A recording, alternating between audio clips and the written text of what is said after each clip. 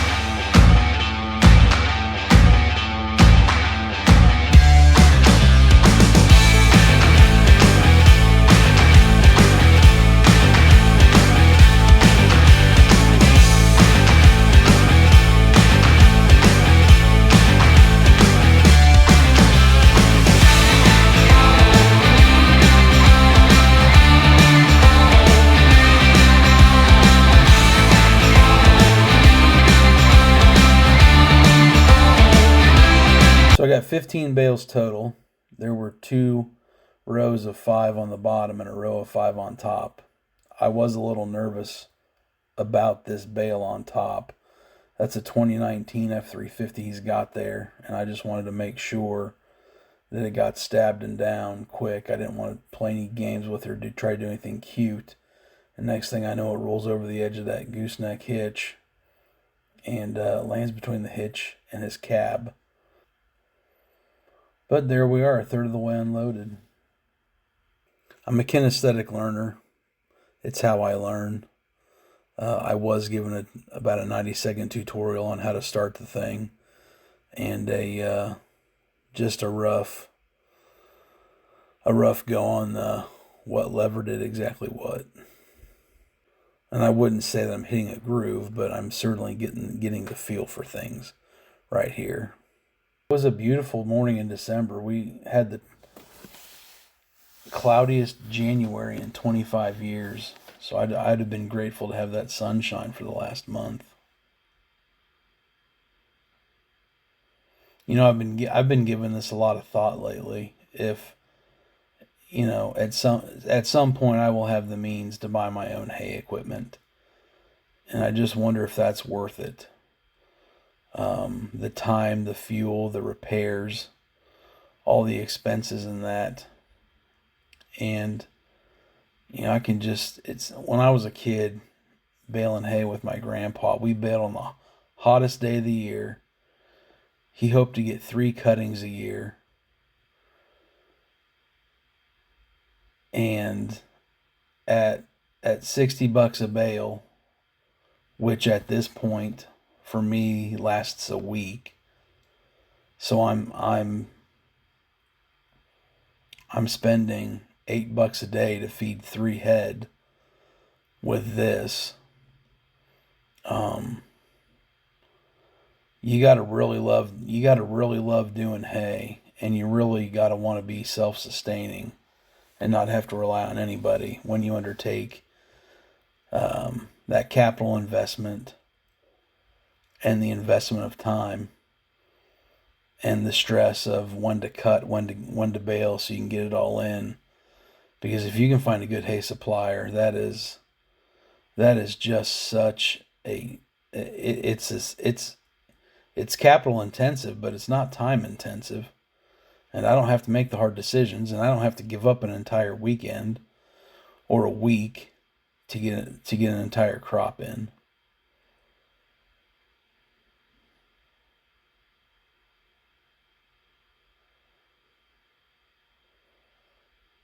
Jerry's a little more relaxed now.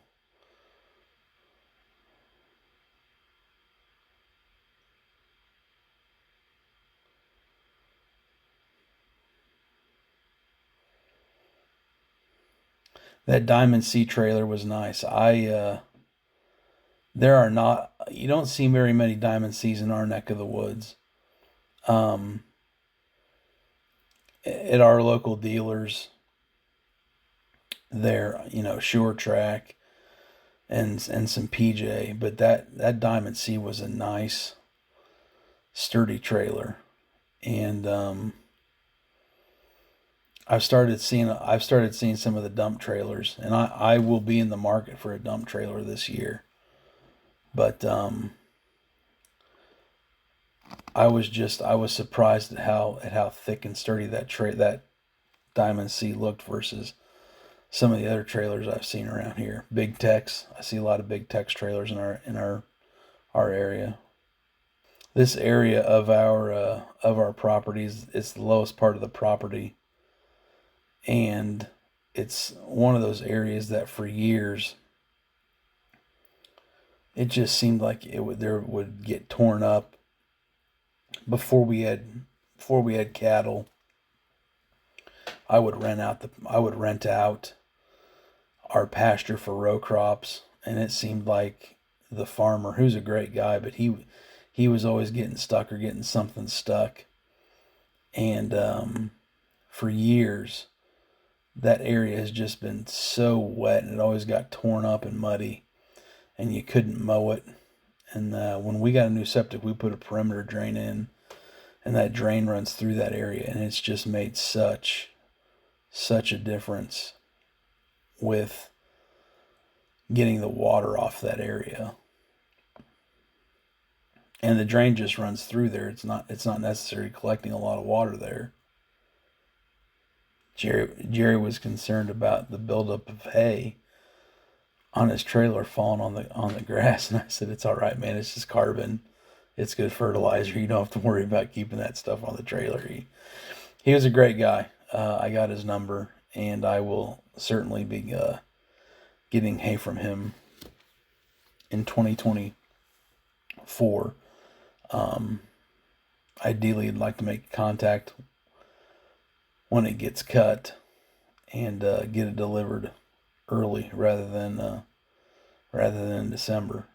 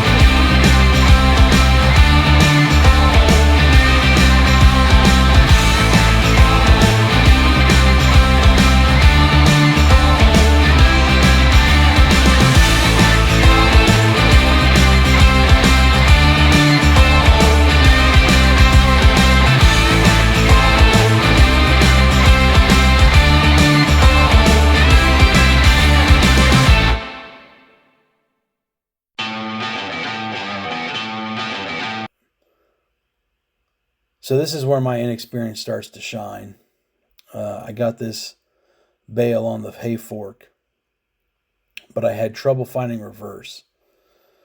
And there were three positions. The forward position was forward, the middle position's neutral, and back was reverse. And I'm stuck between forward and neutral. And I thought that when I was in neutral, I was in reverse. And I could not find reverse.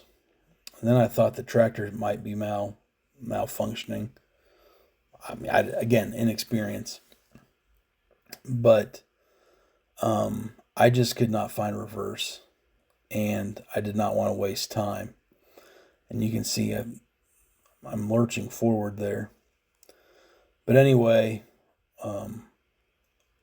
ultimately what happened is you're going to see that, Jerry moved his truck and trailer out of the way so that I could just pull forward. But once I pull forward and I put the bale down, I still can't get it in reverse.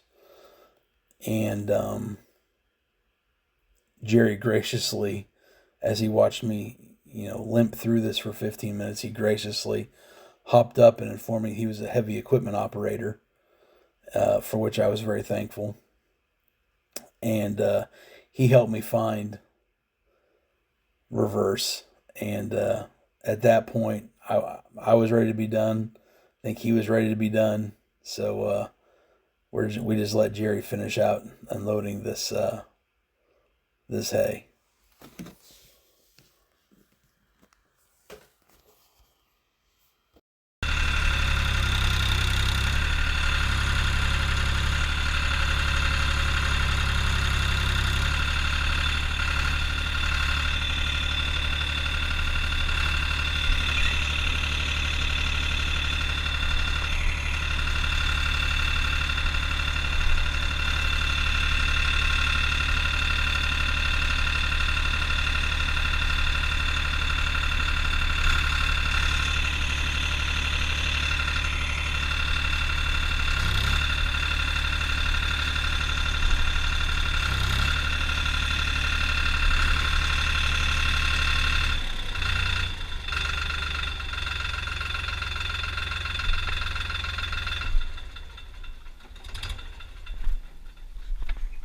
Huh. It won't go. What I think is reverse, it wants to go forward.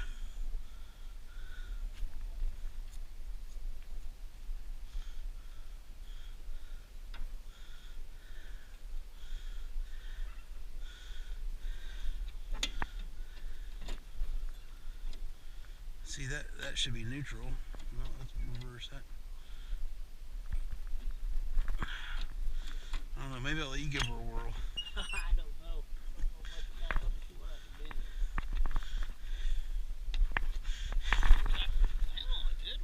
Huh? Yeah, not bad. Yep. So it's just a one click over.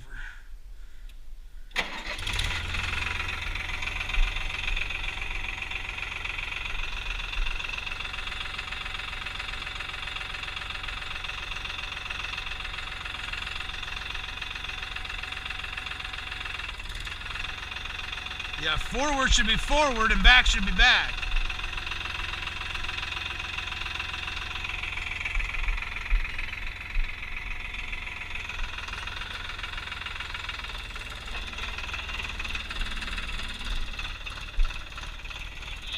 Just finish the job.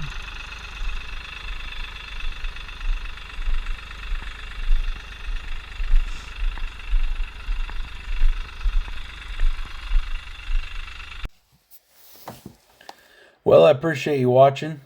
I'm really working hard on enhancing the viewer experience here, augmenting some GoPro footage with this, and then obviously learning to do the voiceovers. The next video is going to be us getting the hay back closer to the pasture. And then I've got a couple other videos coming of making a hay sled and actually getting the hay out in the pasture without tearing everything up. And then the navigating the embrace of the winter weather. You know, we experienced so much of what the rest of the United States experienced in that second week of January, with just frigid temperatures, frozen everything, and not a lot of sun. But anyway, thanks for tuning in, and would really appreciate it if you'd like the video, if you'd subscribe to the channel, if you want to leave a comment.